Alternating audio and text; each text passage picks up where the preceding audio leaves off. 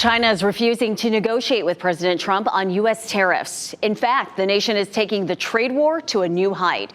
China is refusing to accept deliveries of Boeing jets. NBC's Janis Mackey Frayer reports the move would not just be a blow to America's largest exporter, but also to the U.S. economy. This morning, the world's two largest economies locked in an escalating trade war, with China now hitting back, responding to President Trump's tariffs by targeting U.S. companies, telling Chinese airlines not to order jets from Boeing, America's biggest exporter, according to Bloomberg.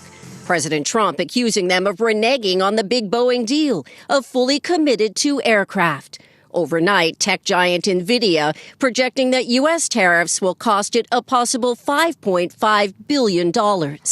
China's also putting export controls on critical rare earths, limiting Hollywood films in the lucrative Chinese market, adding U.S. companies to its unreliable entities list, and threatening to cut off fentanyl talks. Yesterday, the White House press secretary reading a statement she said President Trump dictated. China needs to make a deal with us. We don't have to make a deal with them. There's no difference between China and any other country, except they are much larger. But neither side seems ready for that deal yet. China's leader, Xi Jinping, is on tour, urging Vietnam to stand up to America's unilateral bullying. And after Vice President J.D. Vance referred to Chinese peasants last week, now a diplomat here saying, quote, those peasants from the U.S. will soon be crying. The pushback feeding economic nationalism and a flood of AI-generated memes in China, showing Trump administration officials working factory production lines. But beyond the rhetoric, real impact, consumers feeling it in everything from toys to socks to toothbrushes. 97% of baby strollers and 87% of car seats sold in the U.S. are made in China, effectively the only source of baby goods for parents. This vendor in Yiwu telling us U.S. clients just aren't buying anymore because of tariffs. And that was Janis Mackey Frayer reporting. California is fighting back against President Donald Trump's tariff authority.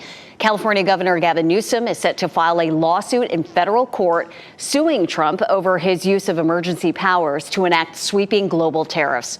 The lawsuit argues Trump lacks the authority to enact such sweeping tariffs, saying such action requires congressional approval.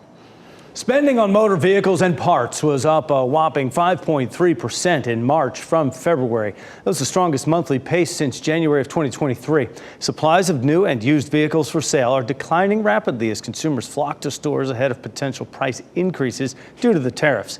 The day's supply of new vehicles, which is calculated by an estimated daily retail sales rate, dropped from 91 days at the beginning of March to 70 days this month, and the day's supply of pre-owned vehicles declined by 4 days down to 39 days now. Some are concerned that these sales numbers will stall once automakers and dealers exhaust their tariff-free inventories. It's factories like this one in Yiwu, China, that makes hair accessories, a lot of them for export to the U.S., that are beginning to feel the sting of soaring tariffs, now at least 145% on all Chinese goods. China is still refusing to negotiate with President Trump, and now the retaliation goes beyond tariffs. Beijing telling Chinese airlines to not order jets from Boeing. It's America's biggest exporter, this according to Bloomberg.